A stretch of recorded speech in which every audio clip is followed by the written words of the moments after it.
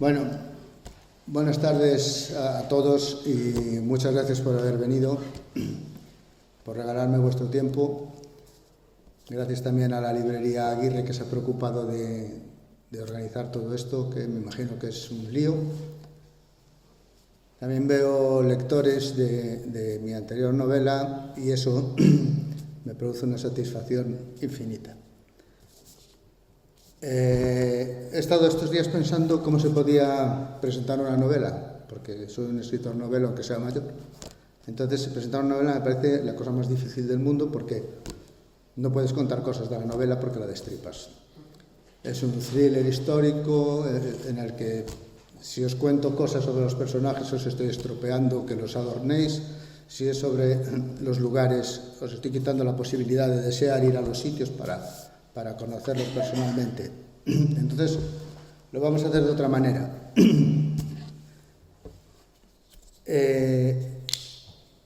Os voy a contar que creo que hay dos tipos de escritores, ¿no?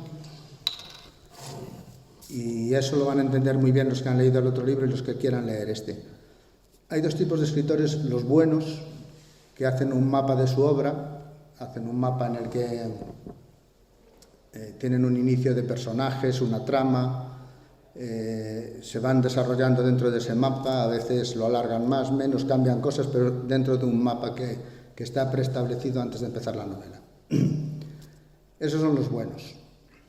Los otros, los que yo creo que no somos buenos, pero somos frescos cuando escribimos, es el escritor que en vez de un mapa tiene una brújula, ¿no?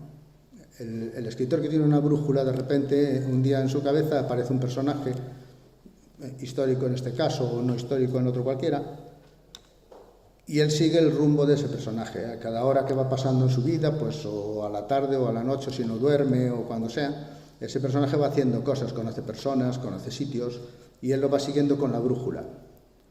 En la novela Negro, la gente que la ha leído ve que hay muchos saltos en el tiempo y todo eso, es porque el personaje se ha movido muy deprisa, se va moviendo muy deprisa. En La caja china no hay esos saltos tan grandes, pero la novela empieza por el medio. Es decir, mi personaje está en el medio de la novela, y es un personaje que no es el protagonista de la novela ni nada de eso. Entonces esta novela está escrita para adelante y para atrás. La sensación va a ser a lo mejor un poco distinta de la otra novela. Yo creo que esta forma de escribir le da mucha frescura. Entonces quizás no sea muy buena la forma de leerse, no es como una novela de un escritor que ya tiene todo establecido desde el principio y se va guiando por unos pasos. Me parece una forma de escribir de mucho oficio y muy difícil, y ya a estas alturas no estamos para aprender todo eso. Entonces, aclarado esto, vamos a ver un poquito por qué nace La caja china. Hace un tiempo mi hermana me animó a escribir porque decía que en mi cabeza había muchos fantasmas de viajes y de cosas y que salían cuando escribía. Entonces, bueno, me planteé empezar a escribir un poco. Y en esta creo que me ha sacado un fantasma que llevaba viviendo conmigo más de 40 años.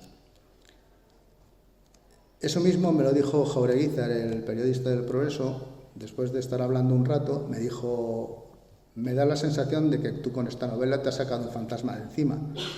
Y digo, pues mira, es la segunda persona que me lo dice. Yo no lo he pensado, pero puede ser que sí. Ahora vamos a la novela en sí. En el siglo XIX, a la altura de 1838, el músico Chopin, que mantenía una relación con George Sand, viaja a Mallorca. Era un hombre frágil, con una salud muy deteriorada, y su médico le recomienda un clima templado, que no tenga los inviernos de París, y que eso es la única solución que tiene para resolver su problema pulmonar, que no es tuberculosis, pese a que tiene muchas hemoptisis y siempre está con vómitos de sangre y todo eso. Pero él está convencido de que no es tuberculosis porque nadie se ha contagiado a su lado. En toda la historia de Chopin no hay ningún momento en que alguien se haya contagiado de tuberculosis. Pese a que en la autopsia que nunca apareció, la gente da por hecho que murió de tuberculosis. Es una cosa que nunca ha quedado suficientemente clara, como más cosas que descubriréis en la novela. La historia de Chopin es, bueno, para mí es una historia que narra muy bien el romanticismo de la época. Es un hombre que admiro mucho, creo que es un músico único, y su pareja George Sand pues consiguieron, no sé, en el siglo XIX creo que es el sumum de música y literatura. Cuando llegan a Valldemossa para curarse Chopin con el clima, resulta que es uno de los inviernos más fríos del siglo seguramente, porque llovió los 102 o 104 días que estuvieron allí. Estuvo lloviendo constantemente, mucha humedad, mucho viento, que lo único que hizo fue perjudicar la salud del músico. Tuvieron que escapar de la isla porque se moriría allí. Esto fue en el año 1838. En el año 1979, mi esposa y yo fuimos a Mallorca, en un viaje de estos de placer que haces cuando eres joven y eso. Entonces recorrimos la isla y cuando íbamos hacia el norte, nosotros nos gustaba mucho la naturaleza, la espeleología, subir montañas, todas esas cosas. Entonces cuando íbamos hacia el norte a visitar el Torrent de Parés y Sa Callobre, teníamos que pasar por Valldemossa. Valldemossa es un pueblo muy bonito. A mí entonces me parecía un pueblo normal, no me interesaba para nada la arquitectura, ni los jardines, ni nada de eso. Me interesaba la súper joven esposa que tenía y me interesaba el Torrent de Parés, la montaña y eso, pero bueno, la arquitectura era una cosa que francamente me decía poco. Pero después de dar un paseo por el pueblo, que era obligatorio, entramos en la Cartuja. Bueno, pues al entrar en la Cartuja, no sé si a alguno de ustedes les ha pasado esto, al entrar en la Cartuja, si no es en la Cartuja es en otro sitio, me ha pasado ya en más sitios. Al entrar en la Cartuja y en la celda que ocuparon Chopin, Sand y los dos hijos de esta, tuve una sensación que con los años la he podido calificar como una sensación de pena helada, porque se juntaban una tristeza muy grande y frío. Era el mes de mayo, hacía frío. No me quiero imaginar lo que tuvo que ser los meses anteriores. Y esa sensación de pena helada quedó en mi mente durante un tiempo. De aquella lo olvidé enseguida, a las 2 horas, cuando ya estaba cerca del Torrent de Parés. No me acordaba para nada ni de Chopin, ni de la Cartuja, ni de Valldemossa, ni nada de eso. Pero con los años fueron llegando a mis manos cosas como pues, el invierno en Mallorca de George Sand, contando esos 3 meses fatídicos. Lucrezia Fioriani, que es la historia que cuenta ella cuando estaba despechada con Chopin. Entonces fueron llegando más información sobre el músico, ¿no? Esto fue hasta 10 años antes de morir él. A los 10 años, los últimos 10 años en París, la vida fue muy difícil. Odiaba dar conciertos, que era una cosa que le proveía de dinero, y París era caro. Entonces solamente tenía clases particulares que daba, que le aburrían muchísimo, y algún concierto que daba para 10, 12, 15 personas en fiestas pequeñas. En ese tiempo lo estuvo mantenido por la Aurore Dupin, que era la que tenía el dinero. George Sand era la que tenía el dinero, pero las broncas cada día iban a más. Los celos entre uno de los hijos y él hacían que estuvieran siempre con gritos, con broncas, y él era un hombre, pues, todo en él es triste y dramático, ¿no? Y más los últimos años. Los últimos 5 años ya separado de George Sand, y esto encaja ya en la novela más, tenía la obsesión de que podían enterrarlo vivo. Entonces, en aquella época, la catalepsia era una enfermedad muy normal, ¿no? y lo que temía era que lo pudieran meter en un féretro, llevarlo al cementerio y que él despertara dentro de una caja. Eso no lo soportaba. Cuando llega el último año, esto se lo había comentado mucho a Franz Liszt, a Crevillère, a mucha gente que eran sus amigos muy íntimos, se lo había comentado constantemente: por favor, no dejéis que me entierren vivo. En el último año, ya muy malo, ya estaba muy enfermo, conoció a Jane Stirling. Jane Stirling era una noble escocesa que vivía entonces en París y que le ofreció la posibilidad de hacerse mecenas de él. Ella le daría dinero para que él solo tuviera que componer, que no tuviera que preocuparse de dar conciertos, solamente componer. Y ella correría con todos los gastos, con una sola condición, que era irse a vivir a Londres. A Chopin en ese momento no le importó demasiado, porque lo que quería era componer, y marcharon para Londres. Fue una pésima idea, porque el clima británico era muy duro para su salud, ¿no? Esto duró poco tiempo y Jane Stirling tuvo que volverlo a traer para París. Cuando llegó a París, su médico había muerto y ya solamente quedaba el mejor neumólogo que había entonces, el doctor Crevillère, que es un doctor bastante famoso en la medicina. Este señor lo estuvo cuidando hasta el último día. El último día es la página 9 de la novela. Entonces, a partir de ahí ya entran ustedes en la historia esta. Cuando Chopin muere, ha dejado por escrito para su hermana y sus amigos que por favor se ha extraído el corazón y que entierren su cuerpo en Francia y su corazón en Polonia. ¿Por qué su corazón en Polonia? Pues porque Polonia estuvo siempre en guerras y Chopin era un hombre muy frágil que no podía estar luchando, pero con los conciertos juntaba dinero y se lo mandaba a sus compatriotas. Entonces él era hijo de Polonia, aunque siempre le gustó Francia. Dejó su cuerpo en el cementerio de Francia y su corazón había que llevarlo a Polonia. Entonces su hermana mandó a llamar a su hermana y cuando llegó a París, milagrosamente mejoró. Tuvo 2 semanas que estuvo bien, podía salir a la calle incluso, se sostenía en el piano, que antes no, y estuvo paseando con Ludwika, con la hermana. Ludwika,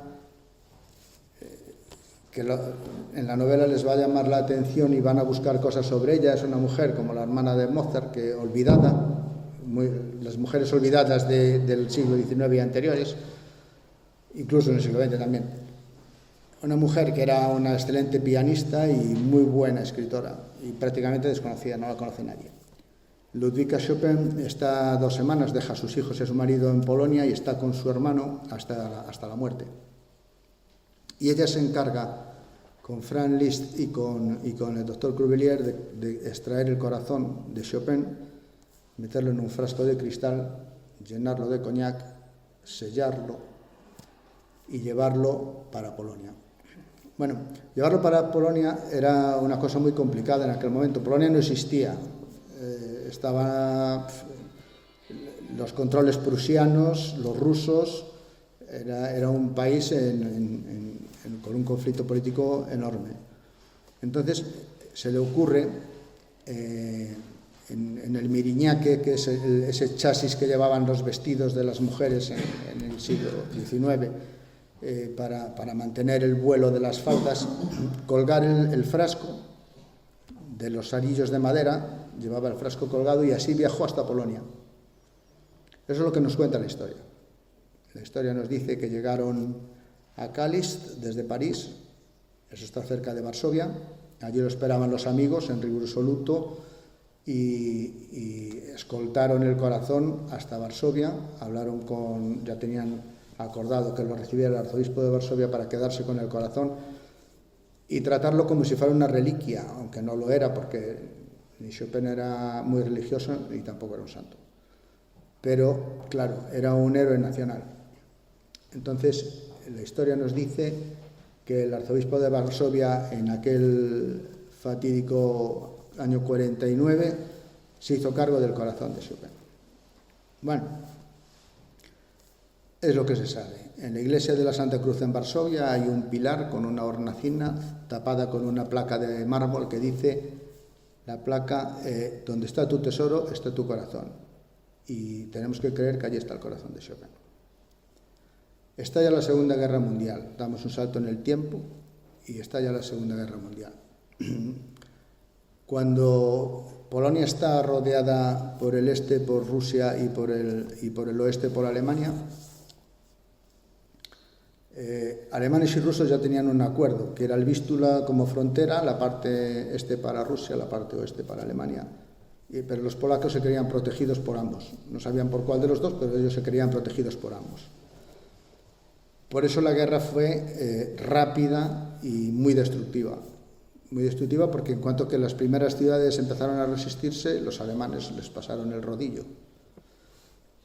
Las últimas órdenes que tenía el ejército alemán a la frontera, o sea, a las afueras de Varsovia, las órdenes de Hitler eran dejar Varsovia como un lago.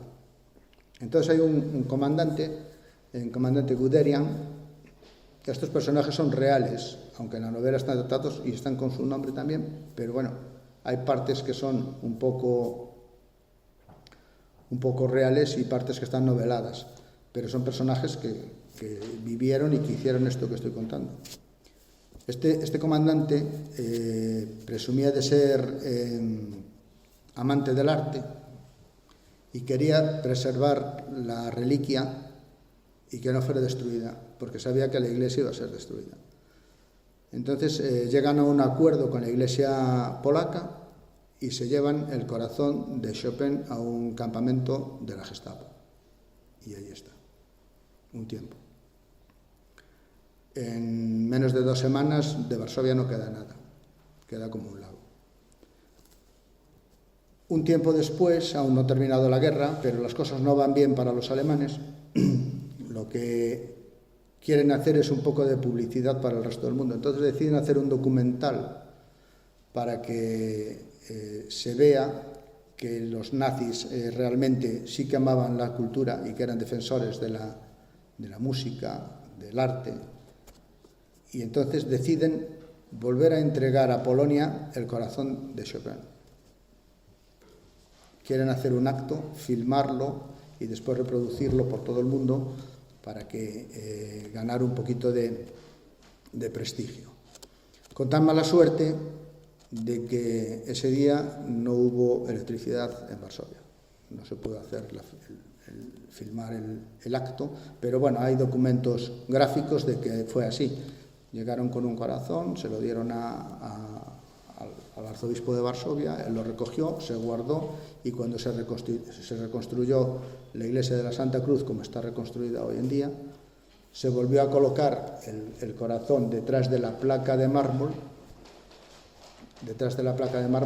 y allí está hasta hoy. Entonces, la pregunta que nos hacemos a veces cuando vamos a Varsovia y estamos paseando por allí y todo el mundo ve lo de Copérnico y tal, y todo el mundo llega a la iglesia, es una parada casi obligada, ve que allí está la hornacina con la placa, pero que ha dado demasiadas vueltas el corazón de Chopin. Entonces, ¿realmente es el corazón de Chopin el que está en la hornacina o puede ser cualquier corazón? Puede ser cualquiera, porque no hay nada que haga que eso sea auténtico para nosotros. Entonces es una pregunta que vuela durante los años y que es el alma mater de la novela.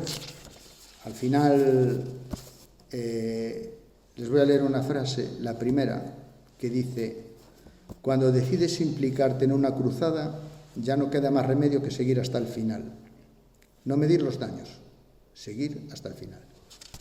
Bueno, pues esto es lo que pasa cuando uno quiere saber si realmente el corazón que está en la iglesia de la Santa Cruz es el corazón de Chopin o no.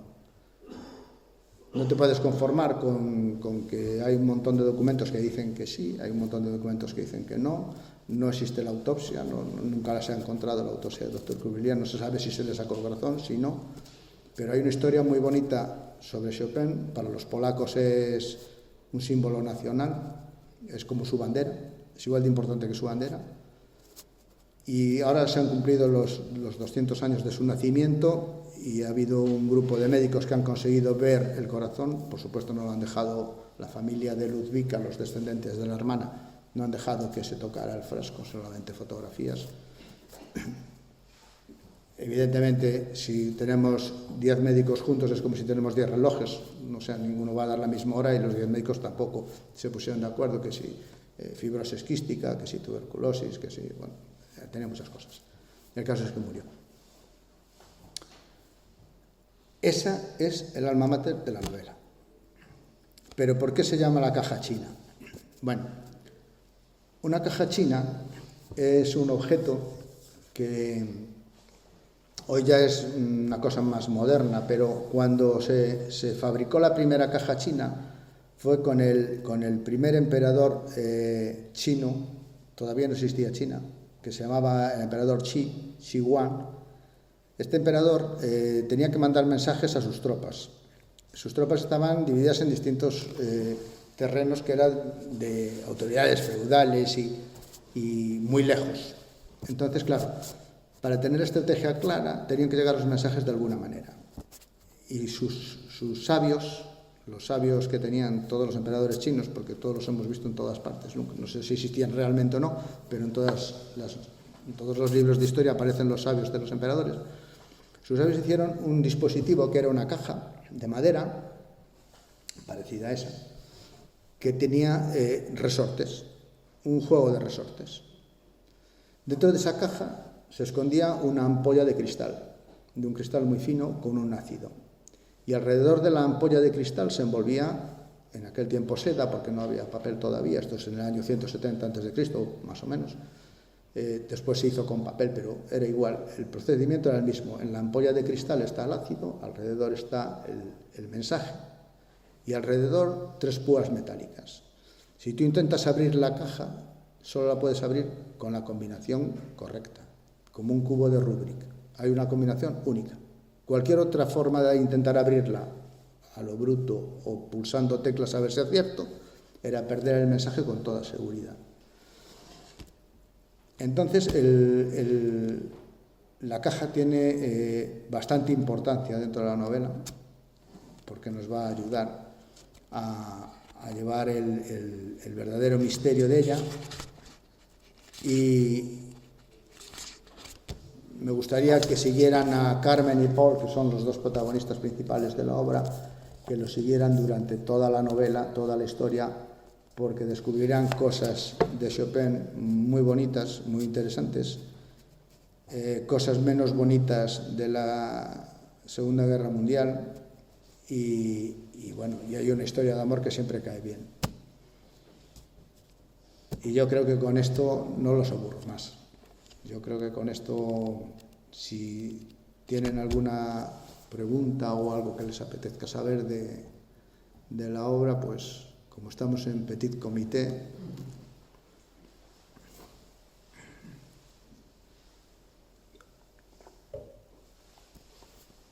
nada, bueno, pues si la leen, que la disfruten y que sirva para seguir persiguiendo a escritores que llevamos brújula, que no vamos con guión. Bueno, gracias.